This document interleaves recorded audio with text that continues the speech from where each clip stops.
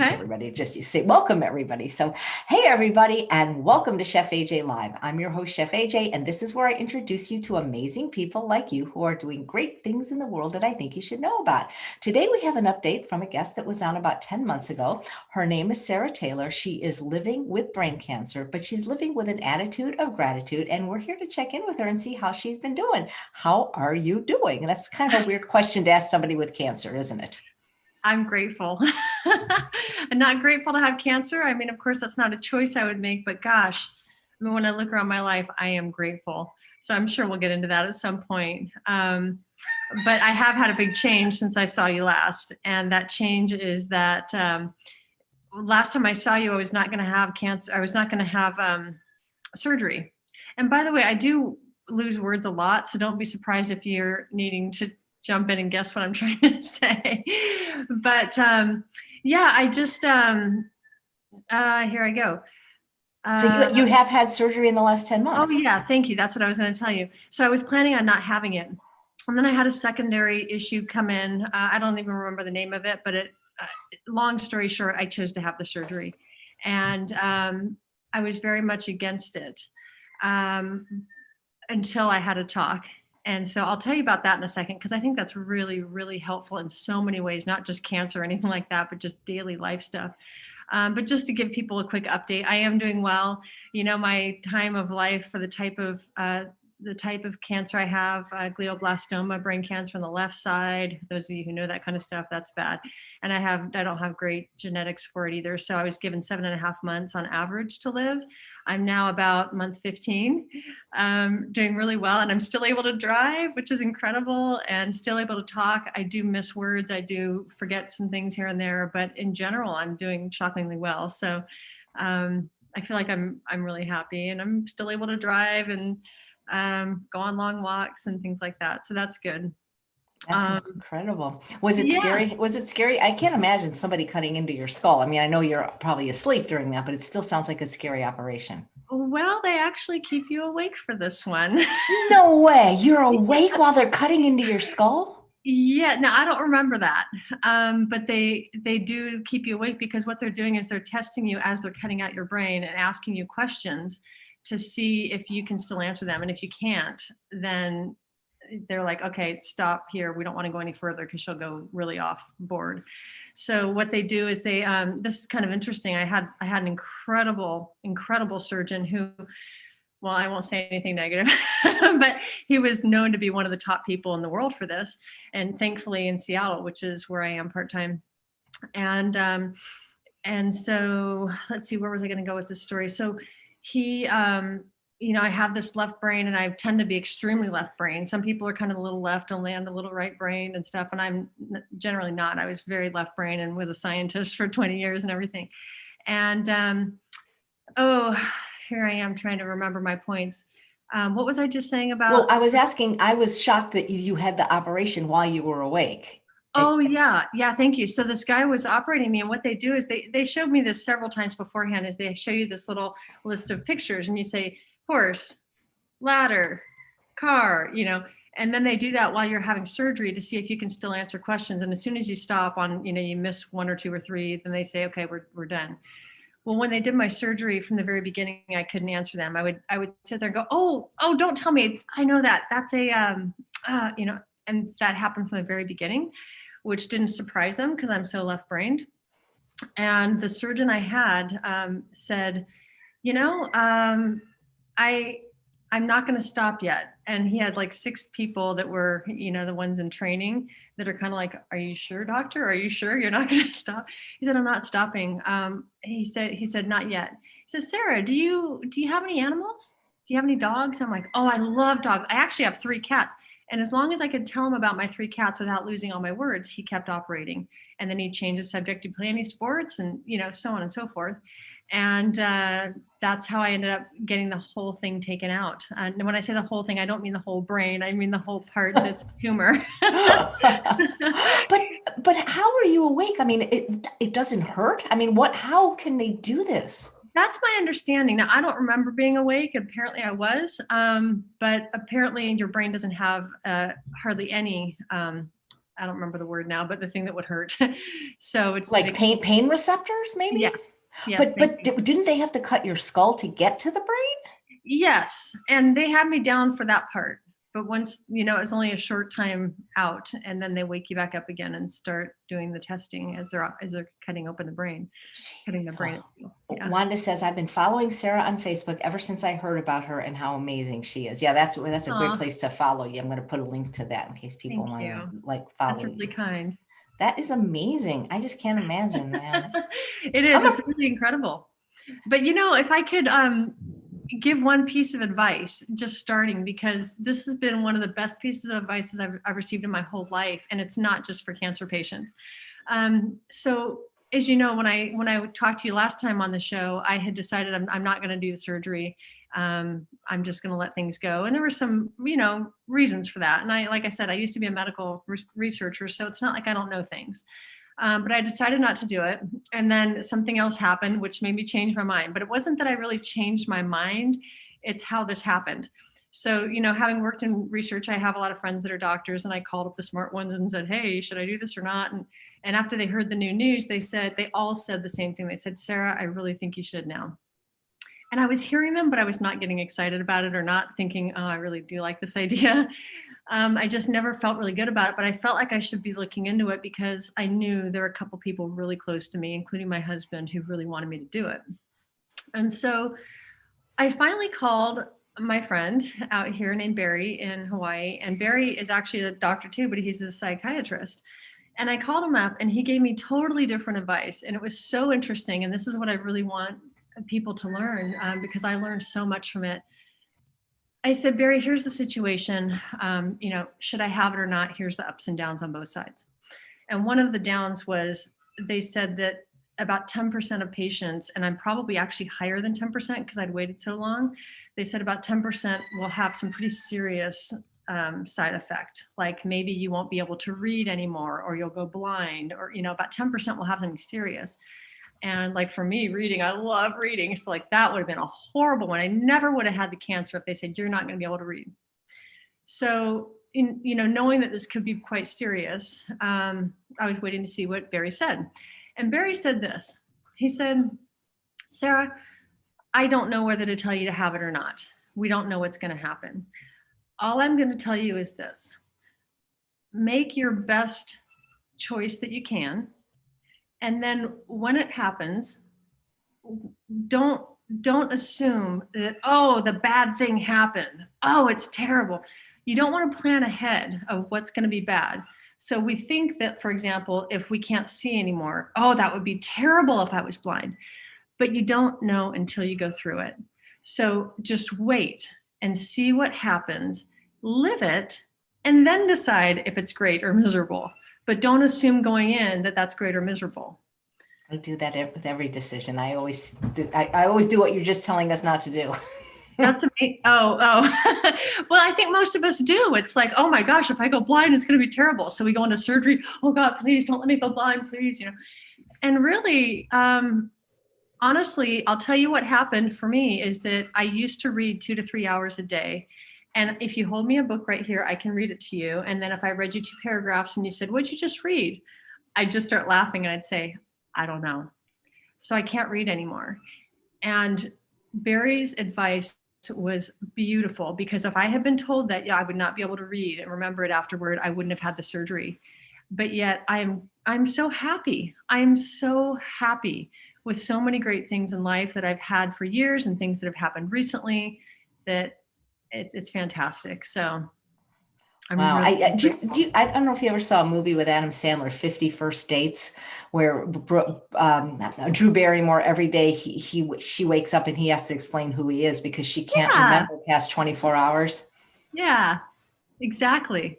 Mm-hmm. So that happens to me, not like that, but it happens a bit where people will say, what did you just read or something? And I'll go, well, I don't remember, but it must have been great because I feel so sweet. Like it must have been lovely. Or, oh, I think it was kind of scary and, things like that. So like watching the TV or something, I don't watch news. I haven't for years, but I will on very rare occasions, like when, we have presidential stuff and the not chemo. What's the name of the main thing that we're all dealing with around the world? Oh, pandemic. Thank you. Yeah, it's like Pandemic. chemo. It's toxic. Yeah, yeah. I did watch for a couple weeks on those two items just to see what was going on, and oftentimes I couldn't remember the details, but I can go, oh yeah, it was kind of scary, or oh yeah, it's good, or that's all I Well, can it's do. kind of like it forces you to be in the moment because you don't really have a choice. Yes, that's so true. And I used to train on that because that was part of my spirituality, was trying to train to be here now. And I really did get that way over the past, I'm gonna say like the past, especially like 4 years, 5 years. I feel like I'm generally here now, which I love. But now, even if I didn't want to be here now, if I was trying to remember, oh, what was I supposed to do right now? I can't remember. So I'm just being here now. Yeah, I think so many people live in the future that has never even happened, and they're afraid. Yeah, yeah. And I guess that's one of the things that I've really learned, is that when you are here now, you're not in the past being sad, you're not in the future being scared. You're being here now. And I think that's so helpful. It's so helpful for people to be happy, and in general, things are going well right now, right this minute. How do we do that without having to go through what you went through? I mean, is there a way to do it without something like that happening? Like to Well, just yeah. to decide, okay, Yeah, I mean, that's a great question, because like I told you, I've been doing this for about 5 years now. So I did learn how to do it before I got my diagnosis. And for me, it was really just, I was meditating. And at first, the first time I meditated, like for a half hour, I started thinking right away about whatever was going on in life. And I never remembered it until 30 minutes, the bell went off. And so the whole 30 minutes I kind of quote wasted. But then the next time, 15 minutes in, oh, I'm supposed to like just keep my eyes closed and notice my breath. And then over time I would catch that 4 or 5 times, and then over time it was like every minute or two. It didn't take long, maybe 3 months, 4 months of practicing this every day, where I was able to meditate really quite well and be calm. And does that answer your question? I don't remember what the yeah. question. Do you still meditate? Oh, at first I didn't, because my brain just was being weird. But now I do, and my brain's changing back again. Things are changing a lot with my after my surgery. So yeah, I do now, and I've had some of the most amazing meditations now. And for anyone who's heard of Ram Dass, he's like a specialist in spirituality, who died a year ago, but he was really popular in the 70s. And anyway, he lived close by, and his house is still there. So that's where I go. I'll be going there in a couple hours to meditate there. That's cool. Yeah. Have you written a book about what you've been going through? Because I know you've written a lot of other books. Yeah, thank you. I wish I had. That's the one thing I really want to do, and I've kind of thought about it, and I don't know if I'm really going to be able to do that or not. So yeah, I do have a couple friends that have offered to help write it, so I might take one or two up on it. Yeah, because I think it's a story that would help a lot of people, especially people living with a cancer diagnosis. Yeah, in any difficult diagnosis, and if I could suggest some things for people to think about in life, no matter what you're going through. You might have a pretty darn happy life right now, and maybe you don't have cancer, but it's not a happy life, or maybe it's whatever. I wrote down a few questions that I thought were really helpful. So can you still see me? I can see you. Okay, good. So the first one I thought was to ask yourself, is what you spend your time doing really what makes you happy? So imagine that what you have going on in your life, that could be desperately spending your time trying to look good, or get promoted, or impress people, or make money to buy fancy things, or make your kids look good, or whatever. I mean, are those really important? And some of them are. Some of them are for sure. But it could be that a lot of those things you could let go of.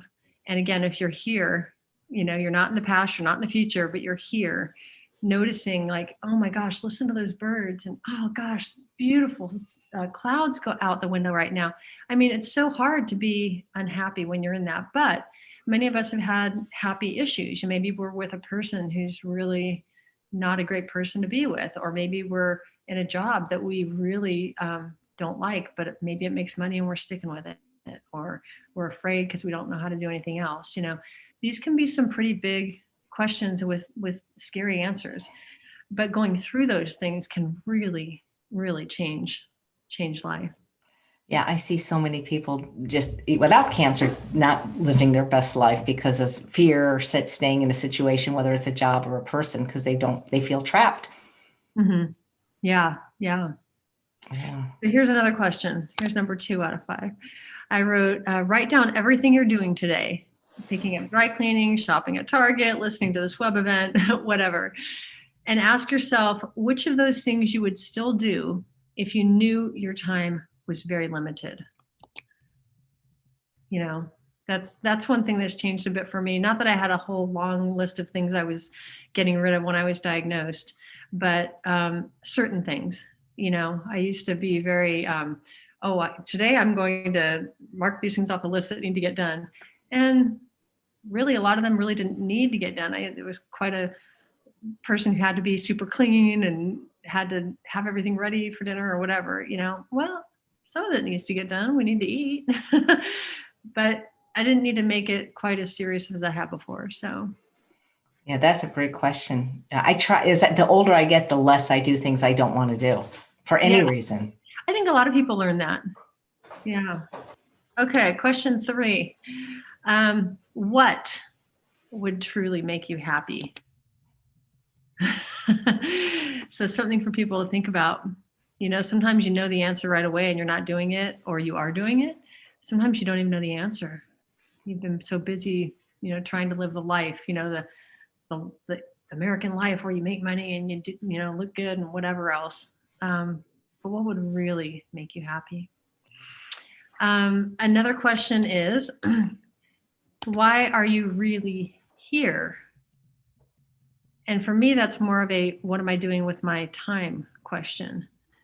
And so that's one of the things I'm really grateful for, is that I don't know if my parents taught me this or what, but somebody kind of taught me as a kid, it must have been my parents, like, go do things. Don't just sit there and say, oh, wouldn't that be neat to write a book, or wouldn't that be neat to get on a, roller coaster, whatever you're thinking, like, well, go do it. What's keeping you? And sometimes there might be things that are keeping you. I mean, I get that, but most of the time there's not. It's just like a fear of some sort that's stopping you. So, and then here's a hard one. It can be hard. Who is truly important to you? Who would you choose to or want to spend your time with if you knew your time was limited? So I have to say, I've been grateful that I have an incredible husband, a lovely family. But I've had a few other people coming back to my life that I haven't talked to in years. And one in particular has just been amazing lately. So think about that. And for some of us, that's just, I need to call a friend I haven't talked to in many years. But for some people, that could be a really hard one. Like, wow, I've been so unhappy in this marriage, or, whatever you're going through. So I know it's sometimes a great question to ask yourself, and sometimes it's hard. Every time I talk to you, I can't help but think of the Thornton Wilder play, Our Town. I don't know if you remember that, but Emily, there's this famous line, I think it's at the end, where she says to the narrator, do any human beings ever realize life while they live it every minute? And then he says, no, saints and poets, maybe they do some. The stage manager says, that's all human beings are, just blind people. And that's just what, when talking to you, reminds me of that play, because people aren't even aware that they're so, and especially now with these, I just wish social media was, I'm glad that YouTube's created so we could talk to each other, but in general, I don't want to live my life on social media. I hate it. I hate that I said hate, but I don't like Instagram, Facebook, Twitter. I don't like any of it. And I never have. And so I don't participate anymore. Not really. Okay.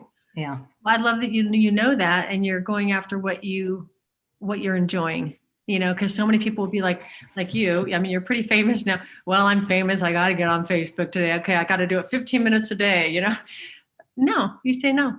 And I No, I love, don't. I mean, I have somebody helping me, and I mean, I don't want to say I never don't. I want to get to the point where it's not even on my phone. But for my mental health, my psychologist, Dr. Lyle, told me years ago, I don't have the right personality for this, and I don't like it. That's the thing. I wasn't even. I know there's some people who genuinely like it, but I never did. And so I feel like if that's what it means to be successful, to make money, you have to do this. Then I can just get a job, well, like at a bakery as a vegan chef. I mean, I'd rather do that. well, I hope you live near me if you ever do that. Well, what part of Hawaii are you in? We're in Maui. Well, We're why oh, go don't you ahead. see? Well, Dr. Doug Lyle's in Maui. Do you know who he is? He's my friend. He wrote The Pleasure Trap. Yes. Yes. And did I know he was here? I don't think I did know that. Maybe you guys could hook up. He's staying with Dr. Jen Hawk while they work on their book. Oh, I love that. That would be great. Oh my And I'm God. I'm quite sure that we met a couple of times. Not that he would remember, but I went up to him after he spoke or something at one of those And things. and I'm trying to think. You know who else lives in Hawaii is Dr. Erminie Van Dyken, the plant-based surgeon. Oh, I don't think I've heard of him. I mean, I don't think I Her, know him. yeah, I think you'd like. Oh, I think she's in Maui. You got a lot of great people there. okay. There are quite a few. In fact, I have to tell you, I was so happy. I wasn't happy that this happened, but years ago, my dad came out with the family for the 4th of July. And on the 4th of July, he ended up, my sister looks down at he had shorts on and his left calf was huge. And she's like, honey, or she's like, Daddy, why is your left calf so big? And my husband's a doctor, and he went, oh my God, we got to go to the ER immediately. And of course, me forgetting words, I can't remember the word of it, but it's like a heart thing. Like a blood clot or I don't think it was a blood clot. thrombosis. I don't know. I'm not I a think it doctor. might have been thrombosis. Yeah. I'm sure there's people who know that are watching this going, oh my gosh, you can't remember anything, which is fine. Yeah, but if you can't remember stuff, like you can't remember bad stuff either. So maybe it's not so bad. That's true. So why did I bring that up about my dad having that heart thing? We were talking about different doctors, plant-based doctors that lived on the island. One's a surgeon. Yeah. So my dad ends up in the hospital over on Oahu, and he's on the east side, that area. And so he has this doctor. He's this cardiologist who's coming in to look at him a lot.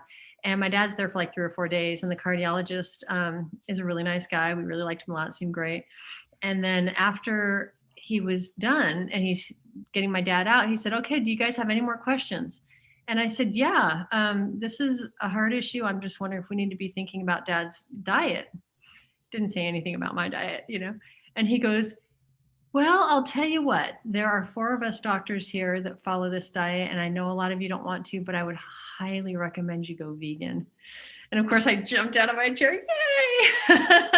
Because of my family back then, that was a long time ago. They thought I was a little bit crazy. But now, the fact that 4 cardiologists in that clinic were vegan was like, wow. And that's pretty true in Hawaii. There's a lot of vegan doctors and a lot of vegan people.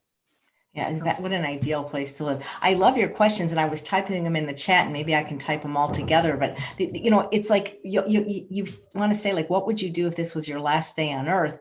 And then that's what you should be doing, like right now. Yeah, I love that. And if it's last day, that might think you, oh, well, okay, I'm not going to do anything important. And maybe you do need to do some important things. But I do like the idea of, what if this was your last 3 months or your last 6 months?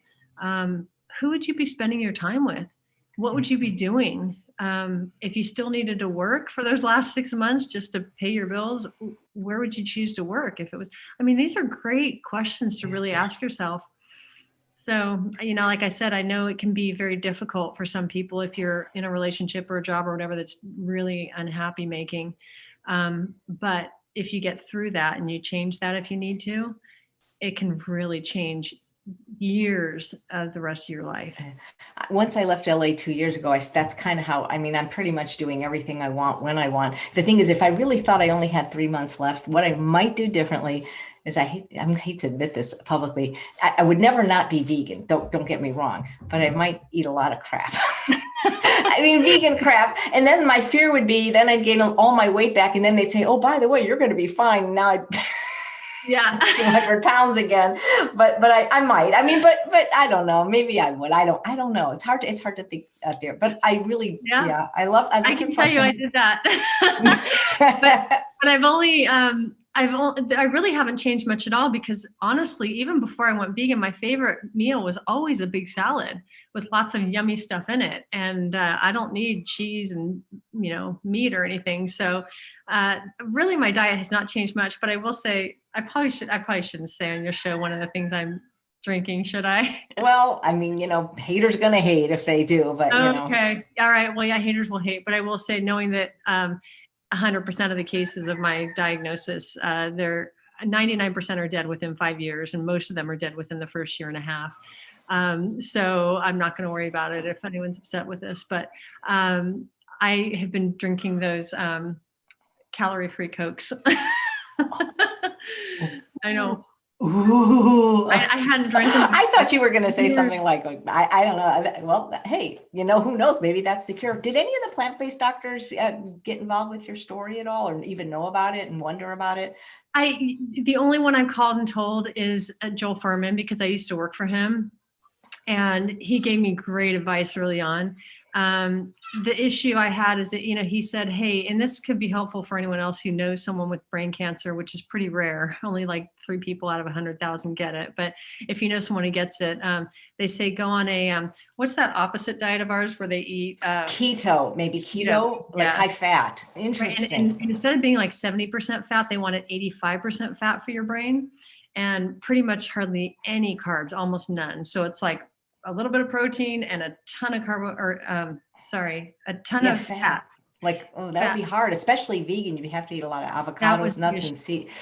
I don't know if I'd enjoy that, but And even nuts and seeds, I couldn't have a ton of, because a lot of them were like 70% fat. Interesting. Wow.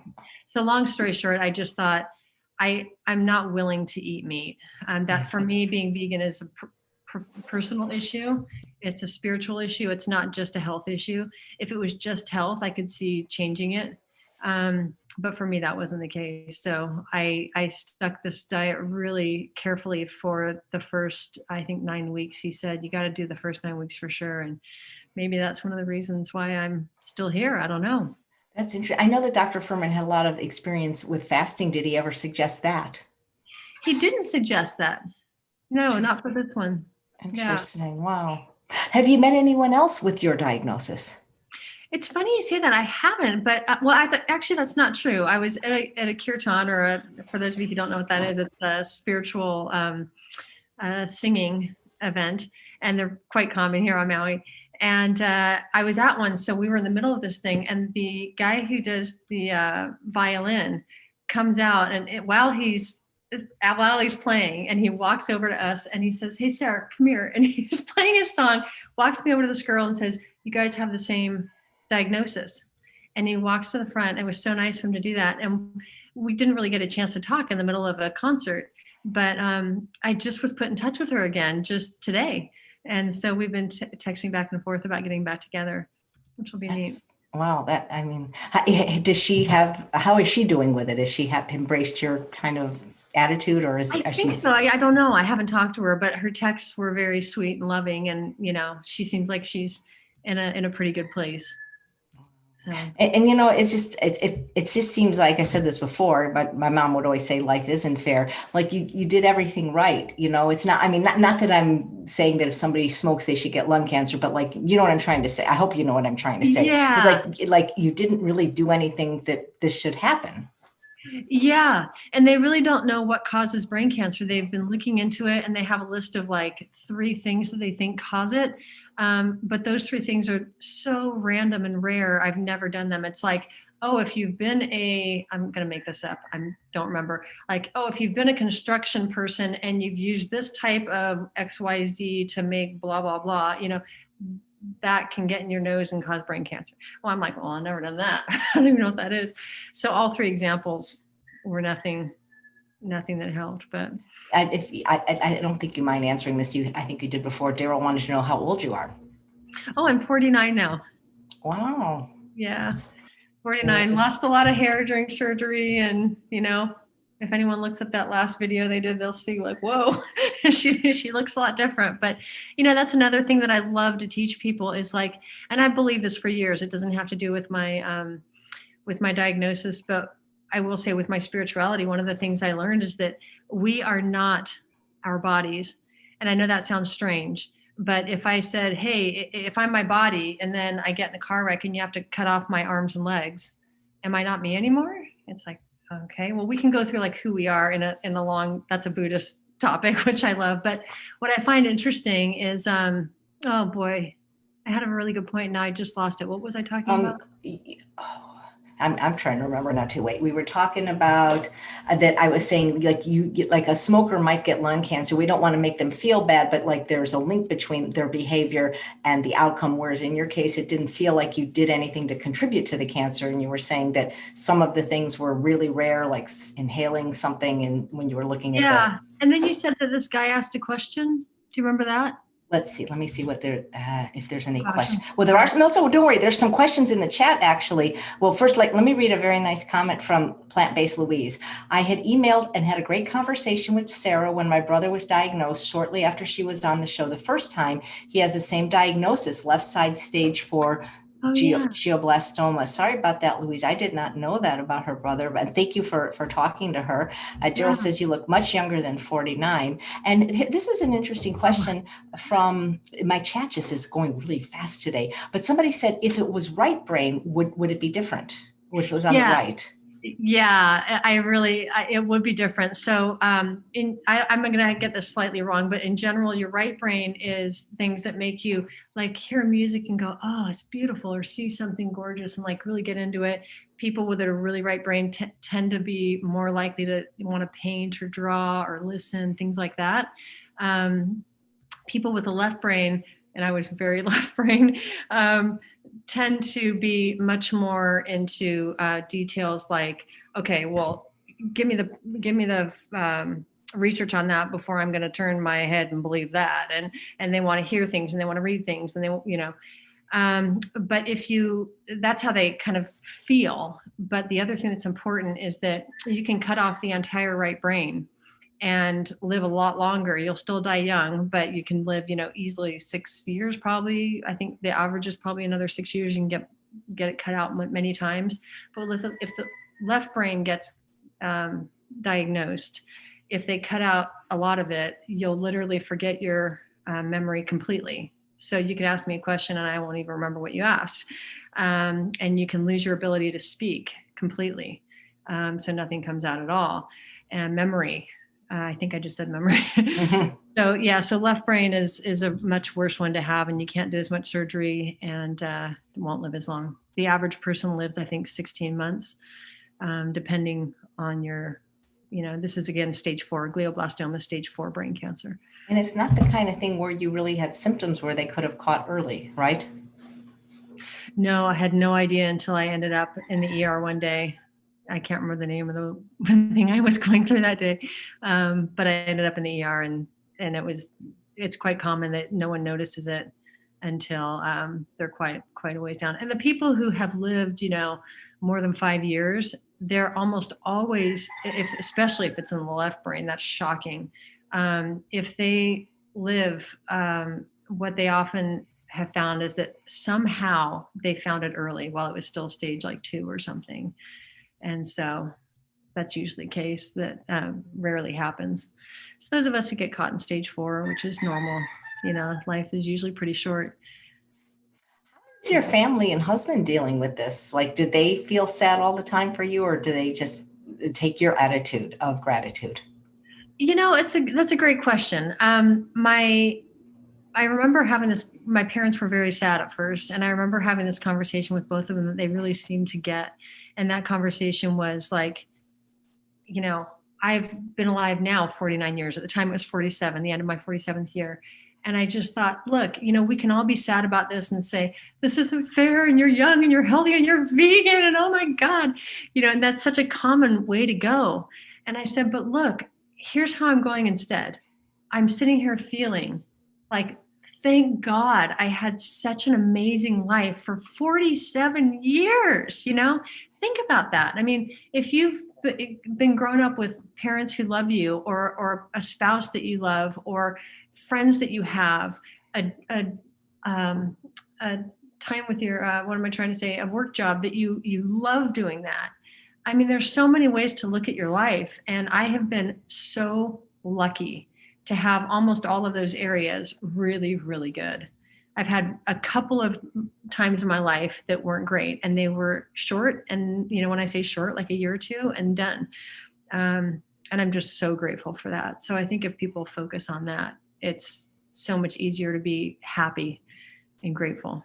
Yeah, this is just, I mean, it's just, we need this as a daily reminder. I almost wish you went live every day like me so I could watch you and be inspired and I just have to think about you more often.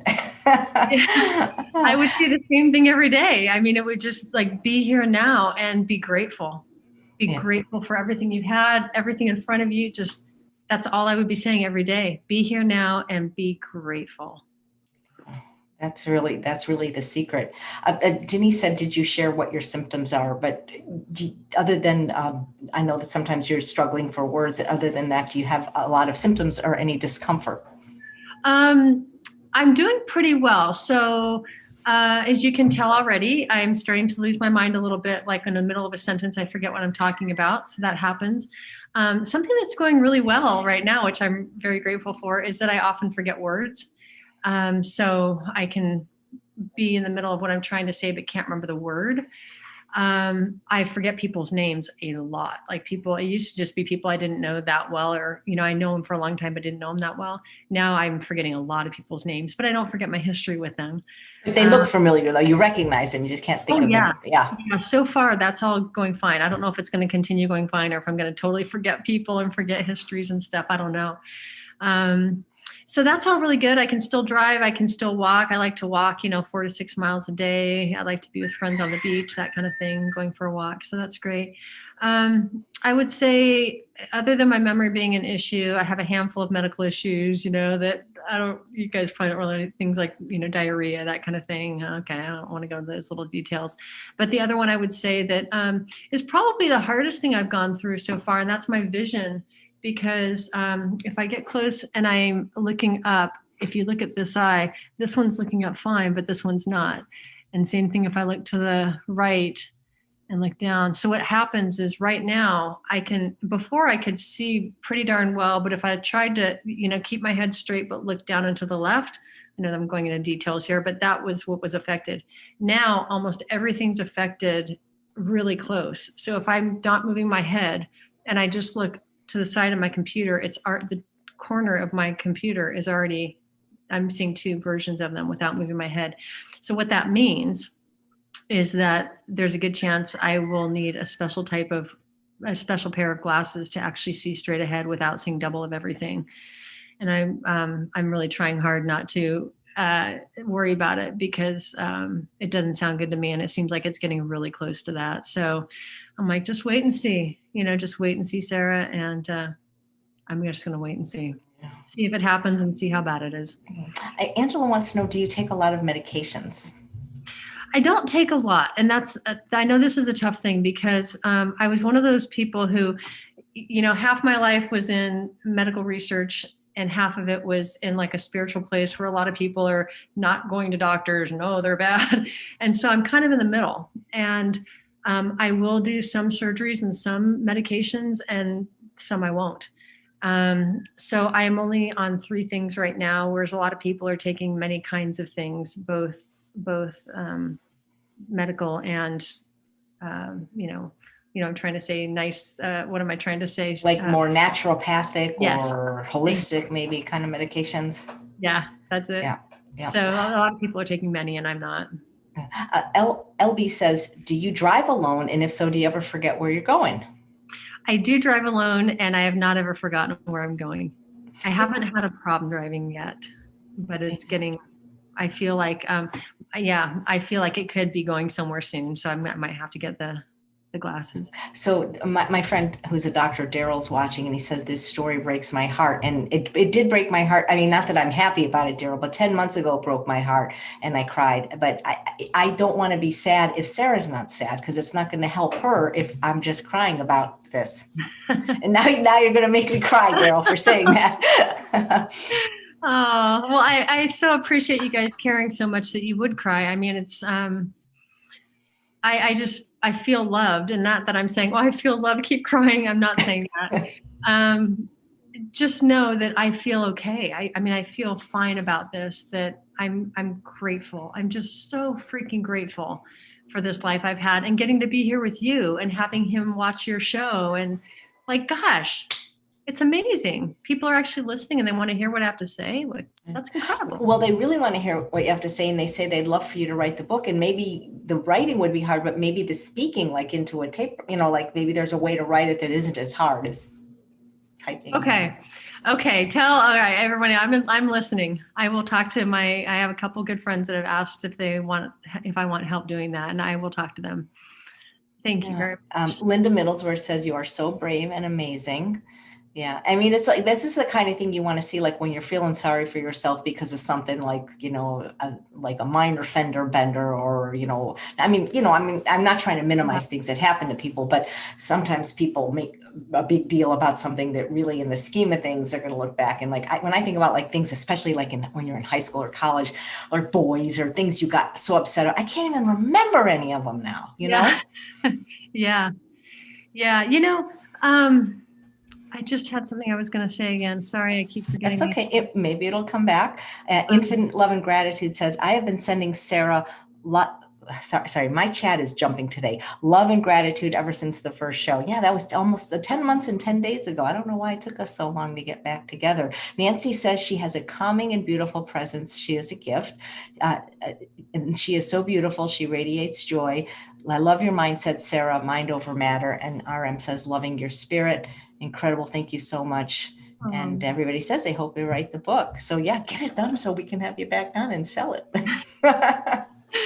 Yeah, well, if we sell it, I'll give the money out to whoever needs it, some organization that needs it, if that happens. So. Is this a type, a lot of diseases have like they're caught like attached to it? Like, is this a disease where they're really trying to figure out what causes it and do a lot of research, or because it's so rare it hasn't gotten the airtime, say, as colon cancer would have?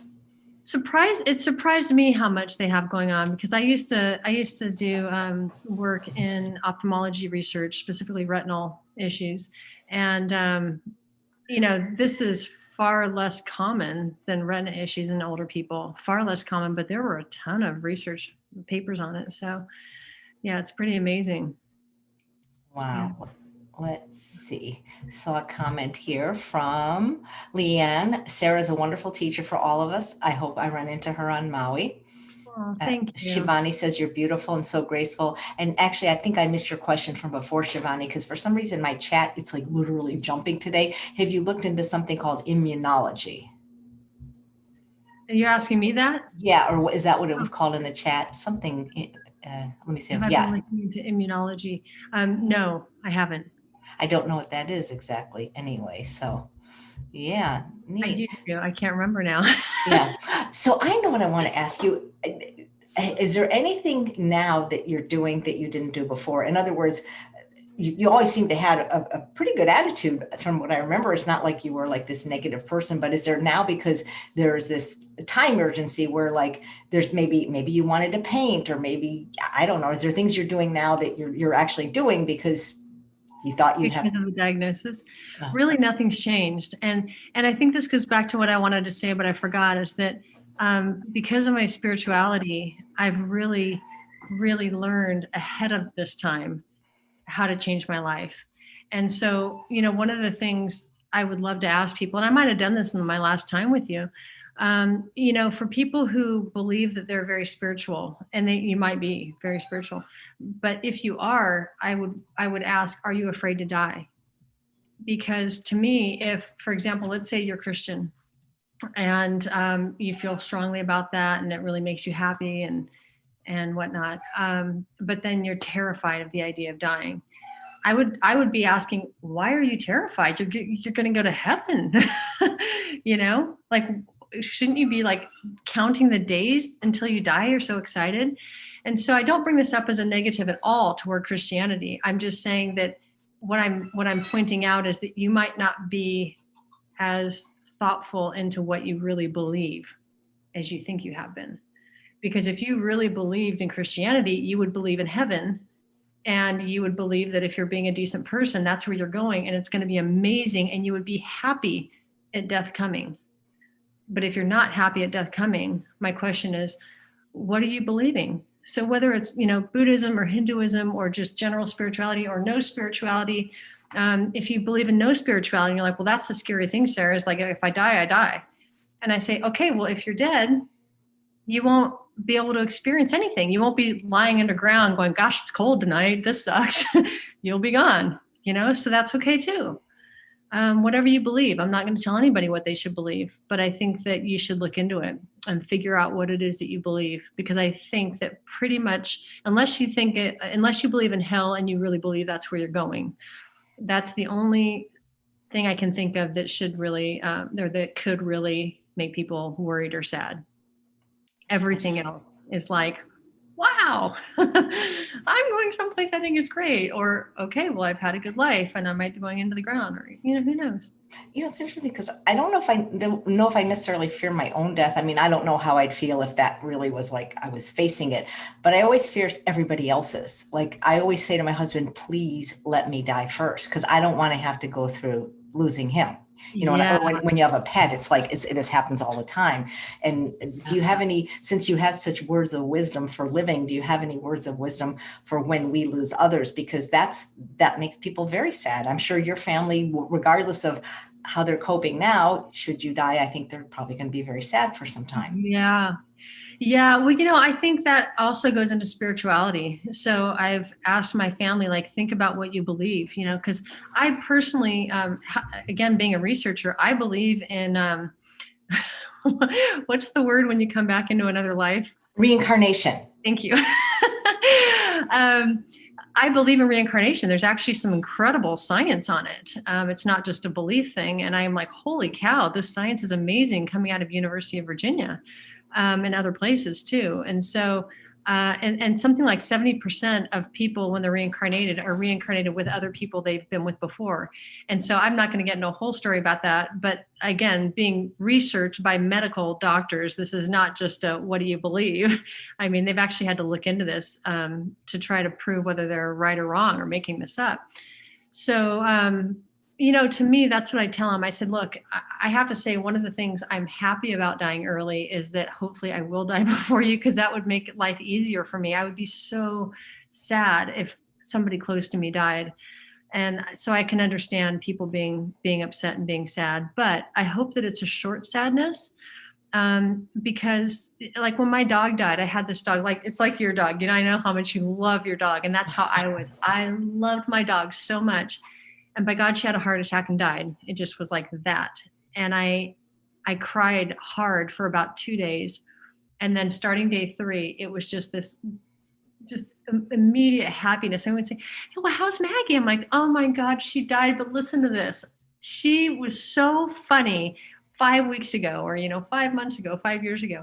It doesn't matter. I'm just so grateful that I had that dog now. And so I know that, people I'm really close to will probably feel really sad the day I die, but hopefully it's short. I'm hoping it's short. I'm hoping my husband gets married again and has another great, great wife that he loves, and have an idea who I think that should be. But yeah, it's life. And I personally believe, again, partly research wise, that we'll often see each other again. And I really hope that happens.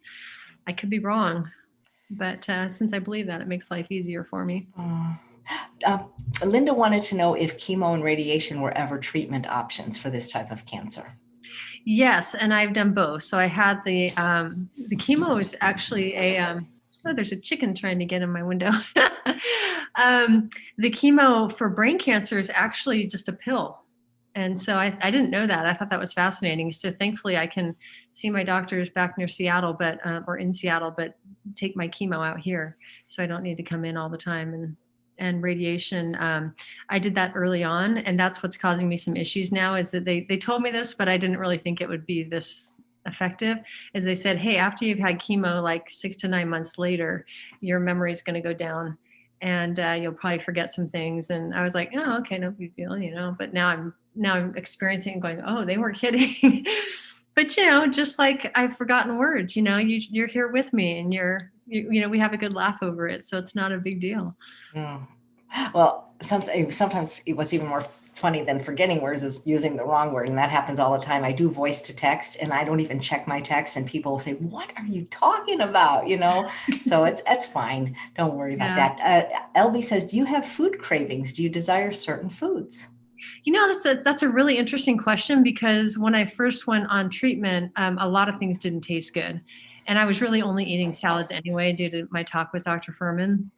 But then when that all ended, I started eating again. And what was really, really shocking, I could do a whole hour on this with you, I find it fascinating, is that I used to be a sugar eater.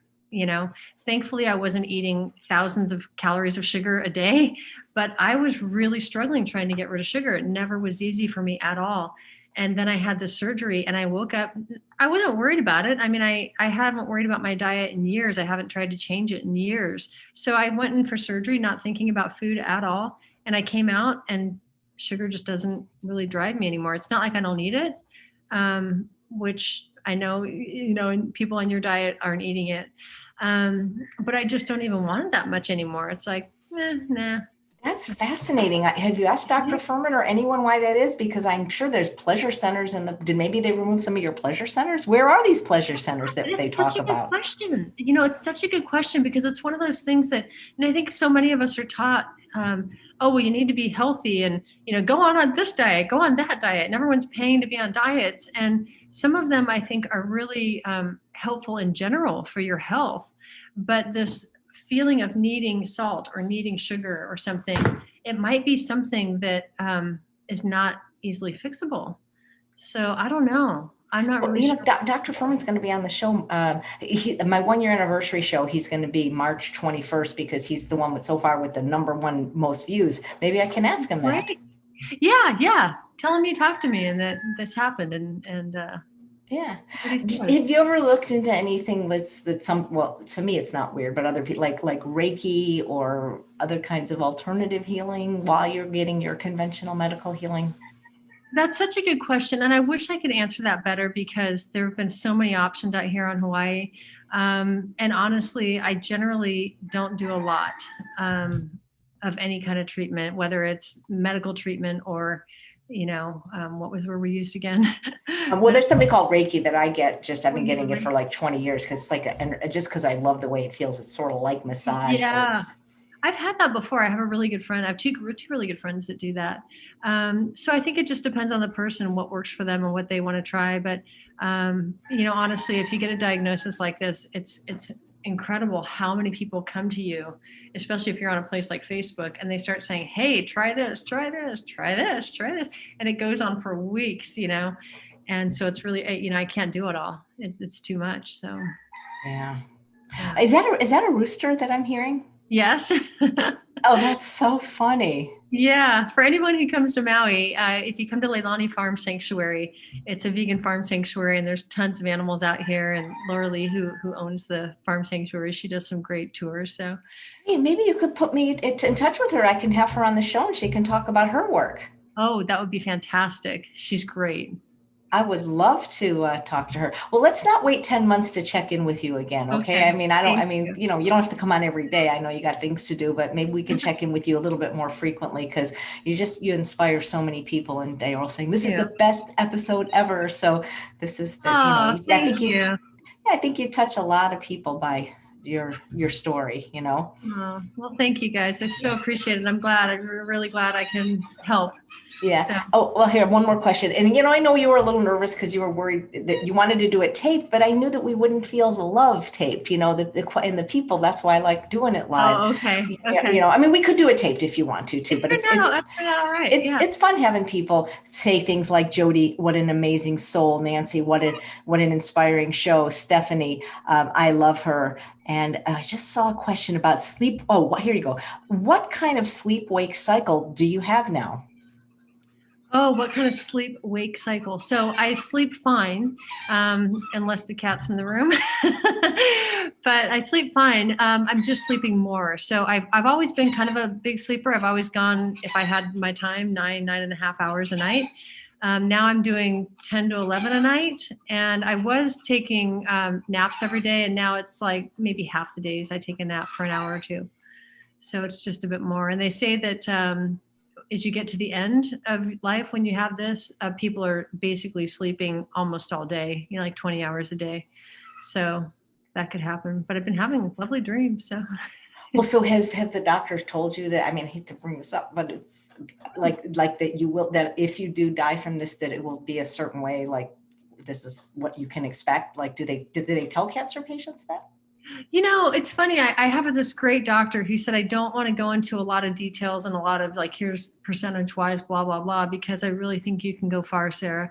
So he didn't want to tell me like, I found out 7.5 months is the median. I'll just say that for my type. It didn't matter because that I just know how to look things up as having been a researcher all this time. But what was your question again? I don't even remember. But like, do they try to? I don't even know what the word is. Like prep you or tell you like this is what to look for. This is how. Oh, thank you. Yeah. So he didn't tell me a lot. He said if you have questions, ask. And so I've asked several people like, do I need to worry about the very end? Is it going to be really painful? Do I need to get my husband help? Like what's going on? And they all said the same thing, which is, yeah, you'll start with some headaches, but we can treat that. And then you're going to sleep a lot. And a lot of times people will go like the last few days, maybe they'll go into a coma. So it doesn't sound extremely painful. So it doesn't sound really that painful at all. As long as they can take care of the headache, that would be the main thing. Yeah, well, I mean, it's so funny because like the earlier show today, I was talking to Victoria Moran, lovely, not vegan. And before the show, we were talking a little bit about aging gracefully and beautifully. And before the show started, I was talking to her about, like plastic surgery, should. And it's like, when I think about that, like compared to, it just seems so ridiculous now to even think about something like that. Like when I talk to you and hear your story, like you talk about like what really matters, Yeah. Yeah, I so appreciate you saying that because I feel so strongly that way that we, again, like I said, we could go over this for an hour, but who we are is not what we look like and whether we've made a lot of money or not. I mean, all that kind of BS that we're taught we need to go into, those are companies trying to make money off us, we really just need to be here now and enjoy the people in our lives and the things we choose to do. I had this great question given to me once. And the question was, I remember this came off the Oprah show and I was getting ready for a marathon. And she said on the show, or somebody said on her show, if whatever you're doing, whatever you're like the house you're buying, the marathon you're running, whatever you're doing, if nobody could ever see that or know about that, would you do it? So let's say you're going to go on a marathon, but nobody's ever going to know. Would you still do it? And I was like, no. I wanted to tell everybody, oh, yeah, I just did my third marathon. I quit and I never did another one. So I think that's that question right there changed my life because I started really realizing, gosh, that was when I was in my early 30s and I was trying to impress people. And a lot of things I was doing was so I could tell people or show people. That's not what life is about. And when you die, or if you get a diagnosis like mine where you hear you're going to die, people aren't going to be coming up to you going, oh my God, you've been amazing. You've kept your weight so low and I'm going to always remember how low you've kept it and try to keep mine low. That's not what you're here for. People will come to you if you've been kind, if you've been loving, if you've been funny, if you've been a great friend. Those are the things that become important when you get older or when you face death. It's, I think getting thinner is important for your health. I don't think it's important for you feeling good unless you're worried about what everybody's thinking. Tell that to Hollywood, Sarah. Ray says, thank you for your beautiful spirit and great advice about living in the moment and being grateful. You're such a wonderful inspiration. Joe says, Sarah is so inspirational, transmitting love and positivity. Mary Lou says, very moving and emotional. Thank you so much for sharing your life and dispelling fear. And the thing, your smile is infectious, says Colleen. Becky sends a bunch of hearts. And the thing is we're all going to die. The thing is it's really, but you're actually living. I'm living, yeah, and I'll live till my death. Yeah. Oh. It's all good. And I'm just so, thank you all so much for saying kind things. I really appreciate that. I just want to help, and Right. I love it if I can. So yeah, well, it feels good to hear that. Well, I'm going to let you go because you have a book to write now. Thank you for reminding me. I already forgot. All right. Well, thank you so much, Sarah. You're I really welcome. appreciate it. This is why I love doing the show. And thanks all of you for watching another episode of Chef AJ Live. I don't ask you this often, but please share this episode with people that you love and care about. And do come back tomorrow when we have another inspiring guest. She was a guest before. Her name is Dr. Betty, and she is turning 80 and spending her birthday with us tomorrow. Thanks again, Sarah. I hope to talk to you soon. Thank you. Great to see you. Absolutely. Bye-bye.